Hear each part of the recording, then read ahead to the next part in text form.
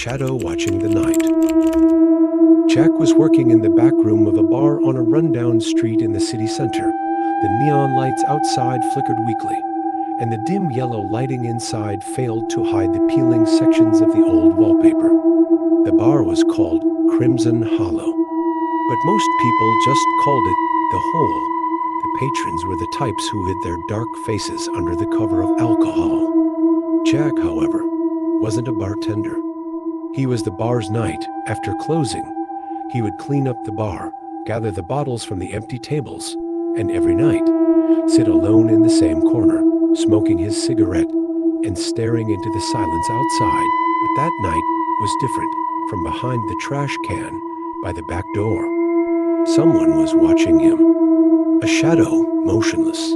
Its face was indistinguishable, but Jack could feel it watching him. That familiar sensation of being stared at. The coldness at the back of his neck. He quickly went inside and locked the door, but as the door closed, a sound came as though someone was whispering from the inside. "You're not alone tonight." Jack double quotes at that moment, every light in the bar suddenly went out. Jack was frozen, just for a few seconds. Then he snapped back to reality. "I'm definitely just losing it," he muttered to himself.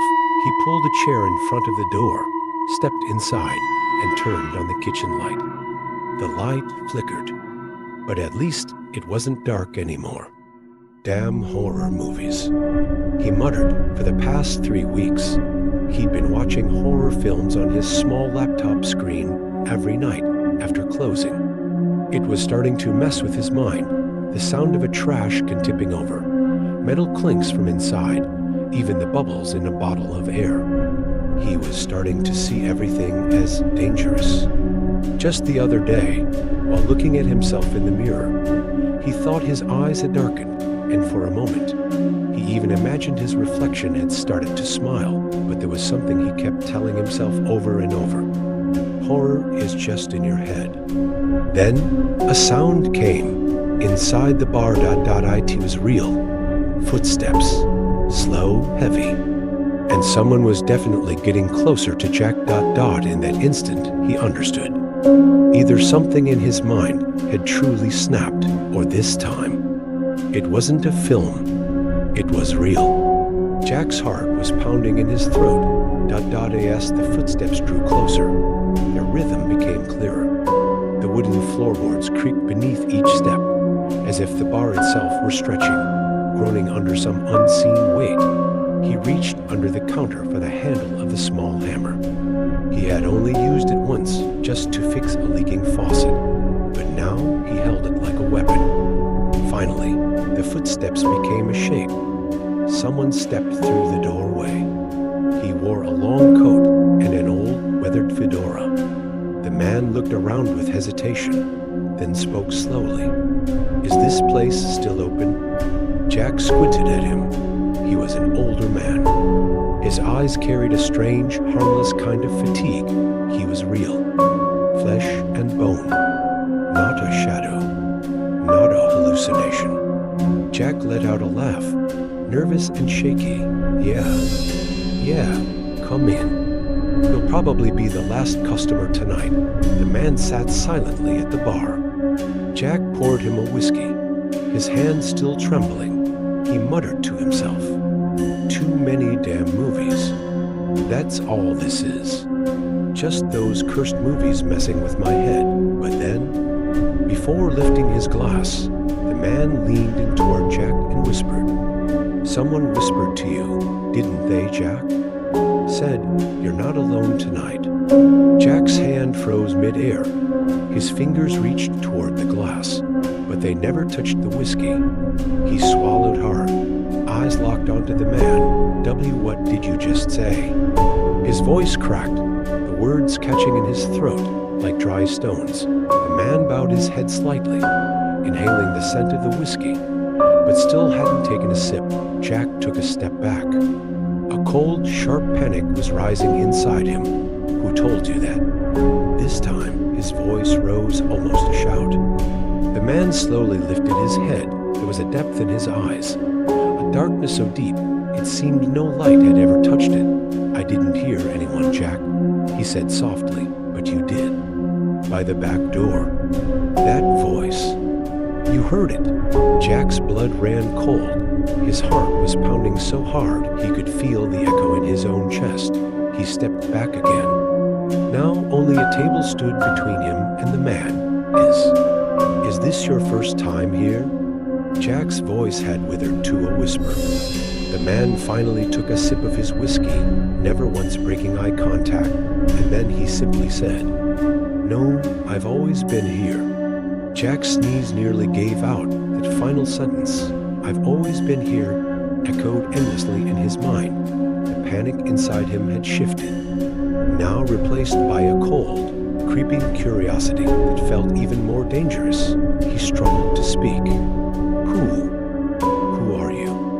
What do you mean, always been here? My name is Martin. When this place first opened 20 years ago, I was the first to work here. I stayed alone at night, just like you. Cleaned up, locked the place, smoked in the corner. But then the voices started. Jack felt every hair on his arms rise. Cold sweat trickled from beneath his arms, soaking into his shirt. What voices? His voice was barely audible, more breath than sound. But Martin heard him.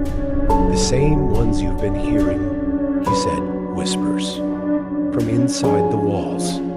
Footsteps beyond the back door. Sometimes someone would call me from the bathroom. Sometimes I couldn't see myself in the mirror. It all happened. After closing time, Jack shook his head violently. No, this is just psychological. Horror movies. Sleep deprivation. Martin lowered his gaze. I thought the same thing, until one night. The voice called me by name. Jack's heartbeat kicked into a painful rhythm again. Martin's eyes locked onto his, unblinking. And do you know what it said to me? Jack couldn't answer. His breath was caught in his throat. Martin dropped the words like stones into silence. Martin, set me free. Jack swallowed hard. Martin's words had made the air in the bar feel heavier. The familiar walls seemed closer now, the ceiling lower. Even time itself felt like it was dragging, reluctant to move forward. "Oh, okay," Jack said. His voice trembled, but the words came out clear. It spoke to me too. Just now. It didn't know my name, but it knew I was there. What am I supposed to do? Martin set his empty glass on the counter. He closed his eyes for a moment. Then, with a long, weary sigh, he spoke. You need to leave, Jack. This bar, it's not a place. It's a thing, every night. It looks for a new ear to listen, and once someone listens, it begins to speak. Jack nodded slowly. So, you mean quit? Just walk away? Like you did? Martin smiled, but it was a pained smile, one twisted by regret. I left, yes. But I left too late, after you've heard it. Part of you always stays here. Even outside, you keep hearing the whispers. You dream of the bar. You can't go a single day without wondering what's behind that door. Jack's eyes widened. So am I still in time? Can I still get away from whatever this is? Martin looked away. Then, from his coat pocket, he pulled out an old, rusted key cracked at the base like it had been bent too many times. He placed it gently on the table. Maybe. But first, you'll have to look inside, beyond the back door. If you run without facing it, it'll always find you. Jack reached out with trembling fingers and took the key, the back door of the bar. That dark, damp corridor at the end of the hall. Martin locked eyes with him one last time. His voice was low, firm, and unmistakably serious. But whatever you do, don't open that door after midnight, ever. Martin stood slowly, leaving the key on the table without another glance at Jack. He turned toward the bar's shadowy edge and began to walk away. his steps heavy, deliberate. Jack called after him, desperation clinging to every word. "Martin, where are you going? If you're still here, maybe there's still a chance. For both of us." Martin paused. He didn't turn around. Instead, he pulled a cigarette from his coat pocket, lit it with a flick of his fingers, and took a long drag. He coughed a dry, hollow sound and shrugged his shoulders like something old had settled on them long ago. "Don't stay, kid," he said, his voice rough and distant. "Don't make the same mistake I did. This place, it'll eat you whole. The sooner you go, the better." He exhaled slowly, smoke curling around his face like something alive, and then softer, almost like an echo. "You've got the strength to face it, but if you're going to run, you're running alone." Jack's heart was racing now, hammering in his chest like it wanted out. His eyes stayed fixed on Martin's fading silhouette, watching as the man melted into the darkness beyond the door. This was the edge, the point of no return, and somewhere deep inside, Jack knew he couldn't run forever. As Martin disappeared through the exit, Jack took a deep breath. Just one more second, one more moment to think. But then, the voice came again. "Jack." This time, it wasn't in his head. It was real. As a real. His ears rang with it, like someone had whispered into the very bones of his skull, and then a knock at the back door. Jack suddenly lost all his courage. Martin's words were still echoing in his mind, and the whispers from behind that cold door rang in his ears. He couldn't pause for another second.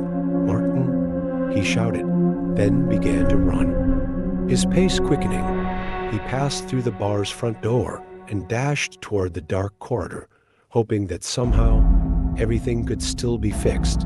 He tried to catch up to Martin. Step by step, he closed the distance. But then, the voice came again. "Jack." But Martin kept moving away. Each of Jack's footsteps only heightened the tension. "Why are you still running?" he cried. "If it doesn't find you tonight, maybe it will the next." But Martin didn't turn around. He just kept walking. Eventually, as Jack got closer, Martin's steps began to slow, and just then, he turned once more. There was a kind of regret in his eyes, but they were still dark, filled with fear for a moment. It was as if he had become someone whose soul had been taken by the darkness, someone trying to escape from within. "I can't help you, Jack," he said. And there was a sorrow in his voice that Jack had never heard before. "This thing, it's going to hold on to you." But Martin pulled a small piece of paper from his pocket and scribbled a few numbers on it. "If you ever need help from an old man, call this number," he said, holding the paper out to Jack. Jack's eyes widened. He clearly didn't understand. "Who is this old man? There's no one left in this town," he protested. Martin took a deep breath. "Sometimes the old remember things from the past. They can find a path through this darkness. But only if you call once. Only then can you get help." Then Martin reached out to give Jack the paper, but without saying another word, he stepped back and walked out the back door. Jack gripped the key Martin had given him tightly with every step. His heart pounded faster. He wanted to open the back door as soon as possible to see what was really there, to find some explanation that might prove this was all just a mistake. As he picked up his pace, he glanced one last time at the note in his hand. There were so many doubts swirling in his mind. A voice inside him was practically screaming, "This place is dangerous, run." But he couldn't stop. He had to clear his mind of every thought and prepare himself for that dark room. He opened the door and stepped inside. At first, everything was silent. There was a brief pause. Then he took a deep breath and walked in farther, but all he saw were clothes and a messy room. And no one was there. Some old garments, a t-shirt with lipstick stains, a few shoes scattered on the floor. But not a single person. A hollow emptiness opened up inside Jack. An emptiness that begged to be filled with everything that had vanished without dropping his phone. He pulled it out of his pocket. His fingers trembled as he dialed Martin's number. A click, a beep, and then a strange sound echoed through the background of the call. "I'm Martin Morrison. If I'm a bit drunk tonight, my phone's off, or I'm making love to a woman." Just as Jack was about to drop the phone, after Martin's alcohol-soaked voice faded, the tone changed. Something was moving in the background. A single scream rang out, then silence. Then, a cold voice came through the phone, whispering a single phrase. "Now it's your turn." Jack took a deep breath, still clutching his phone. That voice, its echo was still ringing in his ears. His vision blurred for a moment, as if something was lodged in his throat. The fear was growing with each passing second. He backed out of the room. Slamming the door shut, he stepped outside. The dark, cold air tried to soothe him, but the unease within didn't fade. He just wanted to go home, sleep, and forget the night ever happened. But he knew he wouldn't be able to forget. The next morning, the sun was just rising. Jack sat drinking his coffee, still tangled in a fog of thoughts. The night before played over and over in his mind. He couldn't erase the voices, the creeping sensation that something was wrong, and yet, despite everything, he felt drawn back to the bar. When he opened the bar's door, everything looked normal, but as he stepped inside, he saw Martin. The man was crouched down, rummaging through a bag. When he looked up and saw Jack, a curious smile crossed his face. "Well, how was your night, Jack?" The voices behind the bar, the whispers, all of it. Jack's skin crawled. He stared into Martin's eyes, unable to summon the courage to explain. But that voice, it still echoed in his mind. Something happened.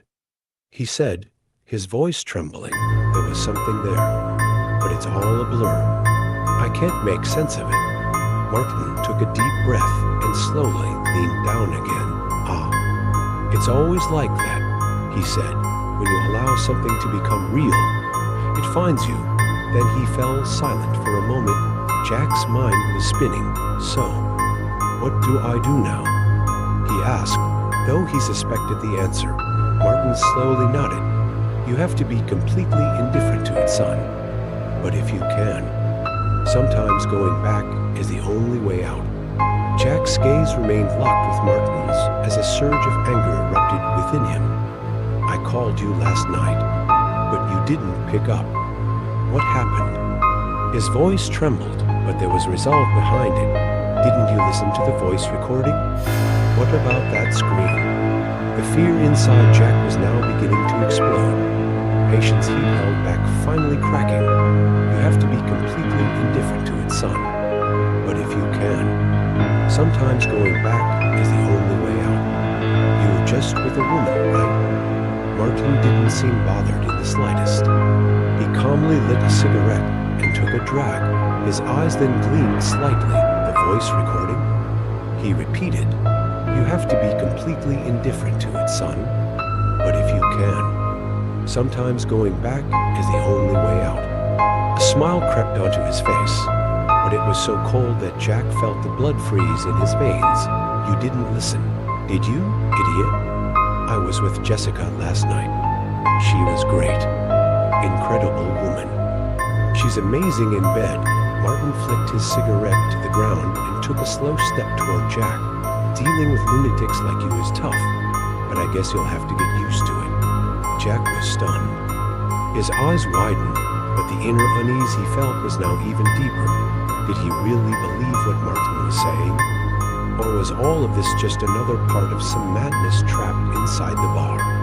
Jack opened his mouth to speak, but Martin's relaxed demeanor stopped him in his tracks. "A scream?" Martin said, his tone dripping with mockery. "Oh, that was just your imagination.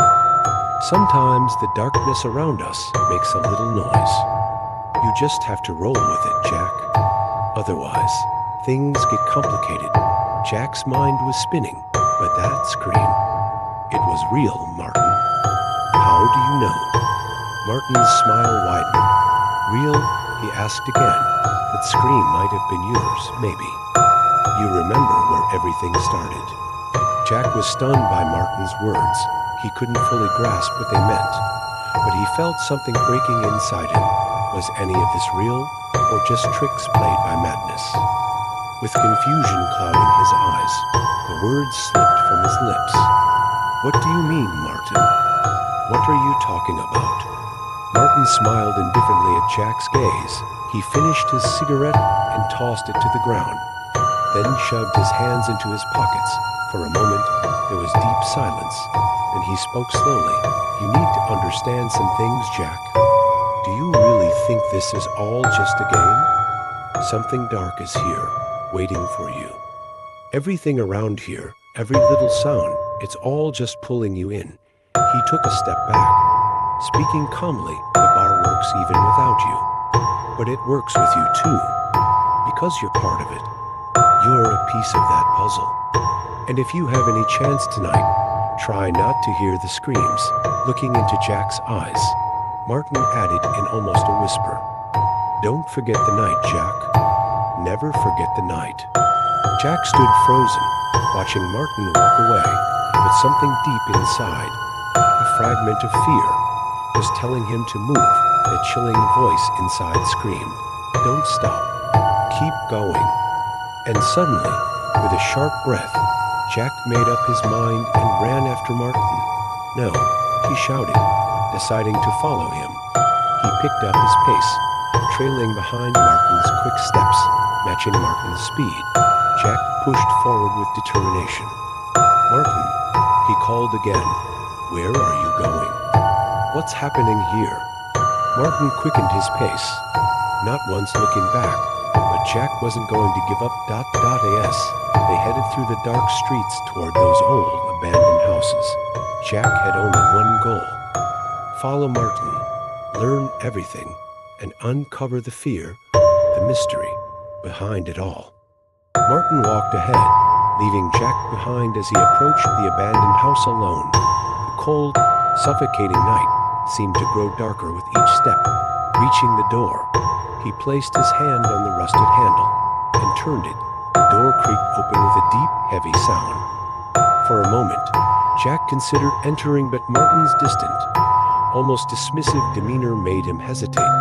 Just then, the door opened a little wider, and a silhouette appeared in front of Martin. A woman, elegant, seductive, and commanding, stood in the doorway. She wore a short dress, her high heels clicking against the floor. Long wavy hair cascading over her shoulders, every motion exuded allure. Her eyes locked onto Martin's. She smiled softly. "Welcome, Martin," she whispered, her voice barely above a breath. Taking a step forward, she opened the door fully. "Come in." "I've been waiting for you," she said, resting one hand against the doorway, her body poised like an invitation. Martin nodded silently, keeping his eyes on hers. As he stepped inside. As the woman turned slightly to let him pass, her gaze flickered toward Jack. She had seen him. A slow smile spread across her lips. It wasn't warm, it was unsettling, edged with something darker. "You too?" she said, tilting her head slightly. Then, with a hand reaching toward him, "Come in. I've been waiting for you as well."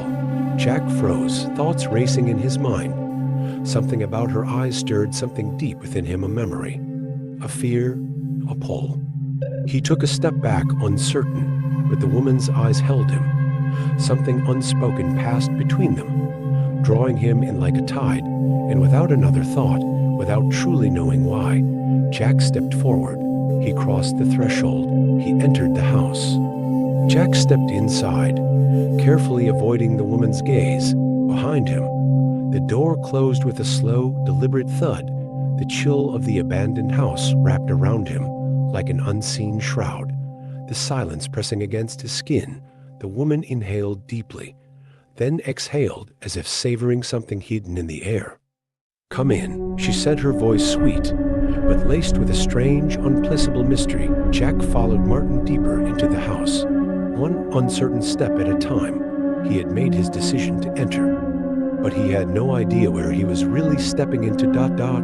A.T. felt as though the house itself had been waiting for him. The woman moved gracefully, guiding them room to room like a conductor of shadows. But suddenly, Jack's attention snapped elsewhere.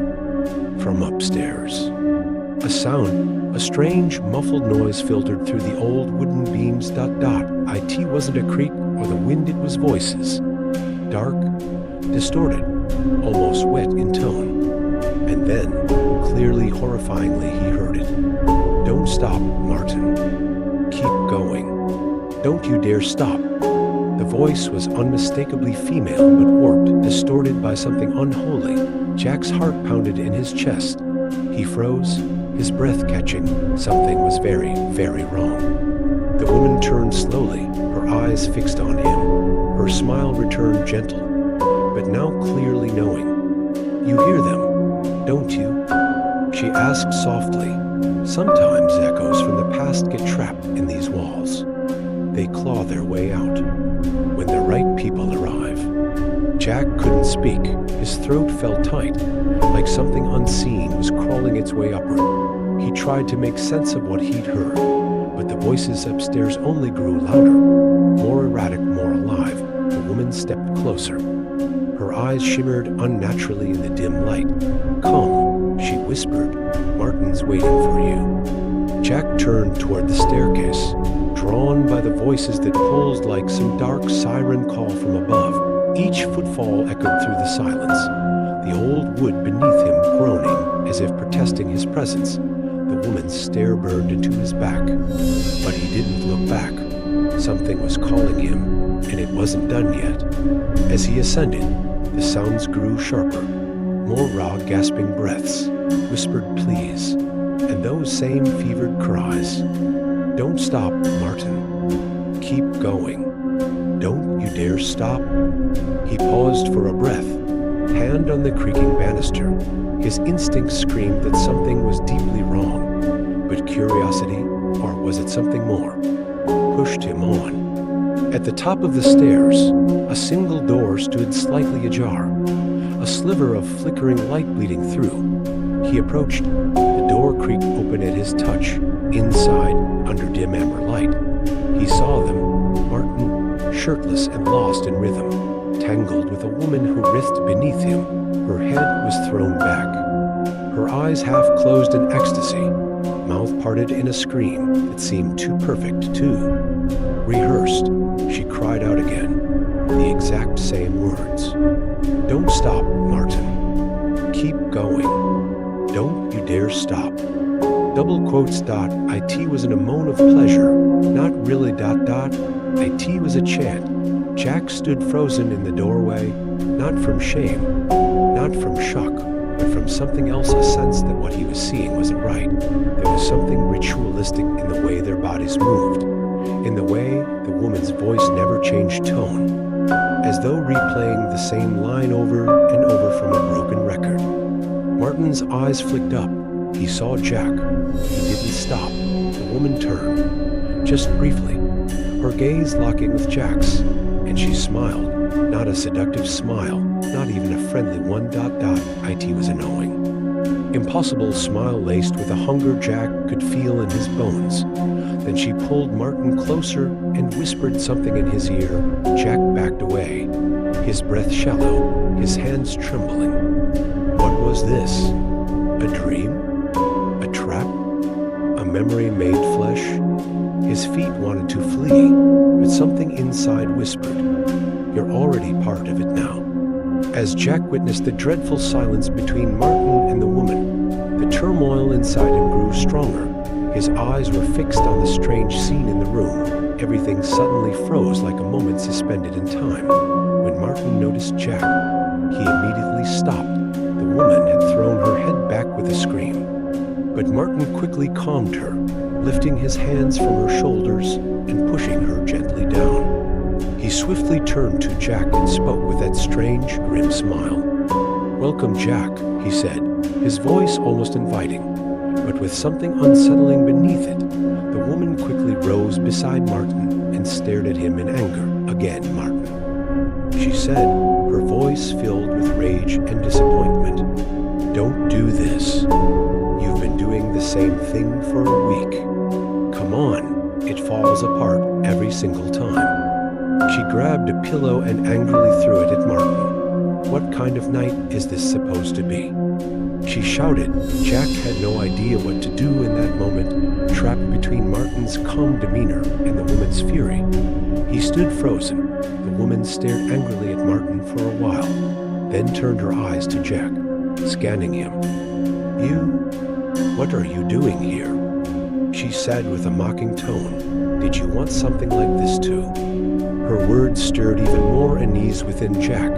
Martin smiled, but it was far from friendly.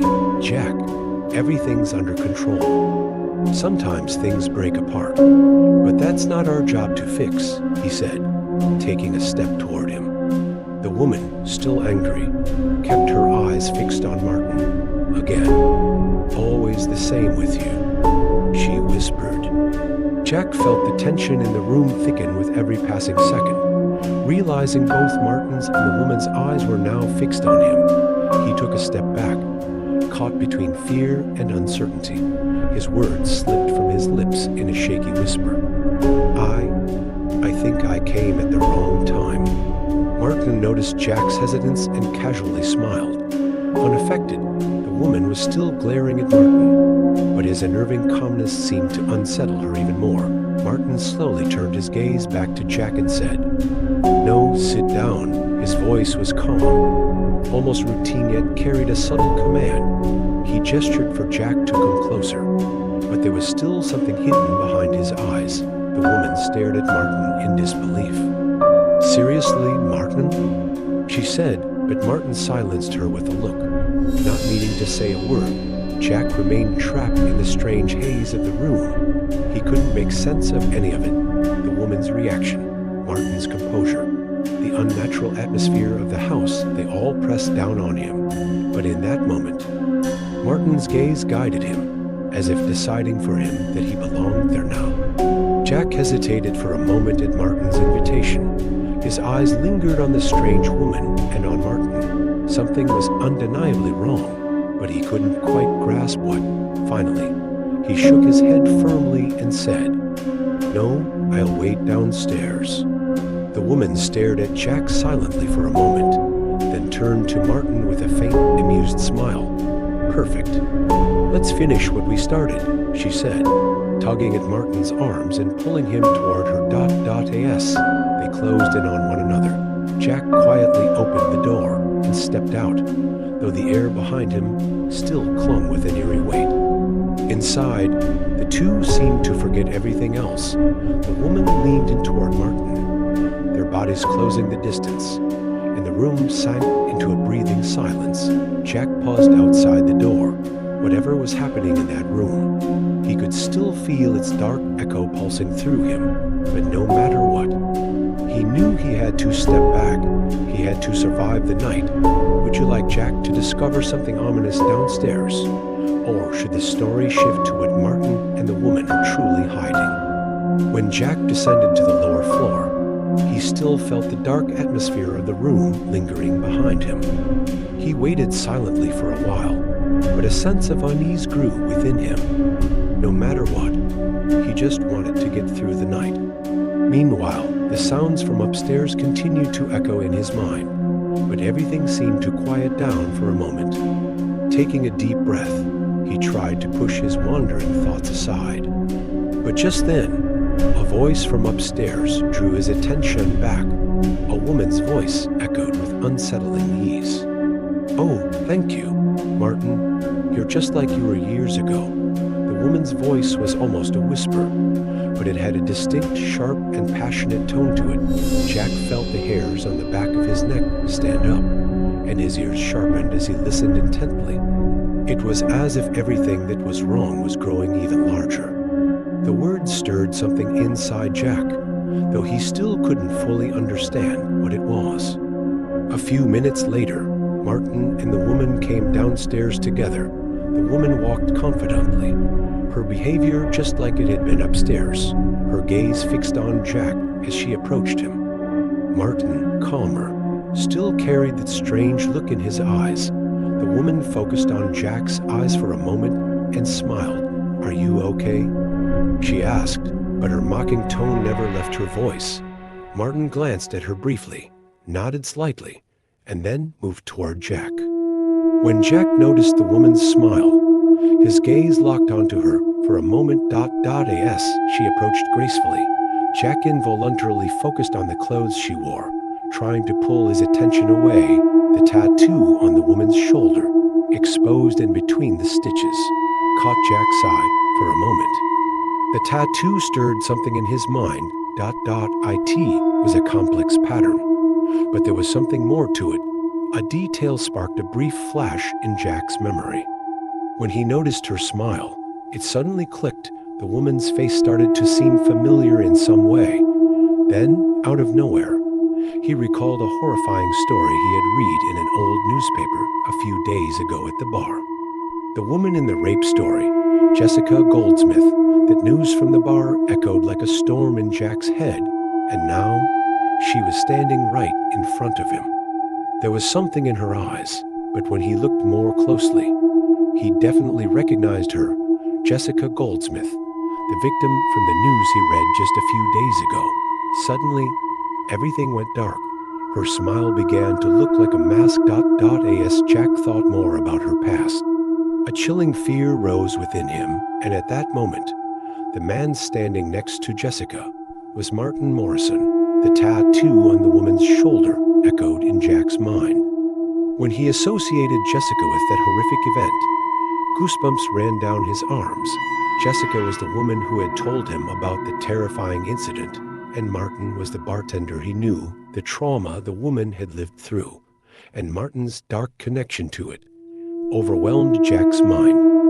With shock and fear in his eyes, Jack turned to Martin. You, this woman," he whispered, his voice shaking. The woman noticed the fear in Jack's eyes and smiled for a moment. "You're too late, Jack," she said mockingly. "Martin, isn't he an old acquaintance? Don't pretend like you've forgotten." Martin looked at Jack calmly, showing no sign of regret. "This might be complicated for you, but we're doing our job," he said. Jack's world went dark. As he tried to unravel the horrific truths behind everything, he found himself right in the middle of a strange world, and now there was no turning back. Jack felt everything slowly falling into place. Suddenly, the question marks in his mind cleared. He realized that Martin hadn't resigned due to mysterious sounds at work. Instead, he had been fired after the horrific rape story about that woman. His skin crawled. The truth was unfolding right in front of his eyes. His eyes were filled with horror. Jack suddenly turned to Martin, his voice full of anger and disgust, and shouted sharply, "You disgusting piece of trash, old man. You lied to me." His words were so sharp, so full of fury that the atmosphere in the room immediately tensed. The woman turned her head to look at Jack, but Martin's gaze, cold and threatening, turned toward Jack. Martin, ignoring Jack's harsh reaction, answered quietly, "It's too late now, Jack." Then with a sudden quick motion, he struck Jack hard on the head. Everything went blurry. Before he lost consciousness, Jack saw the ruthless expression in Martin's eyes one last time. When Jack opened his eyes, he realized he was in a dark room. His body ached, and his head throbbed. The room carried a foreign and terrifying atmosphere. As he slowly looked around, his eyes once again locked on Martin and the woman. This time, he was starting to get used to the strangeness of everything in the room. The woman and Martin were embracing each other, their eyes locked together. They were making love when Jack opened his eyes. The sounds inside, like a ghost, echoed in his brain. He understood how dark everything had become, and that he needed to remember this night once again. But now, there was no way out. The ones who were involved with him had other intentions, and Jack felt as though he would never escape. After that day, Jack was never heard from again. Many searched for him, but no one could find him. Martin, however, continued to go to the same bar every night, telling the same story to different bartenders and continuing to deceive them, each one, influenced by Martin's calm demeanor, fell into the trap just like Jack, and each of them shared the same fate. In a world lost in real fear, nothing was ever the same again. And remember, some names should never be remembered.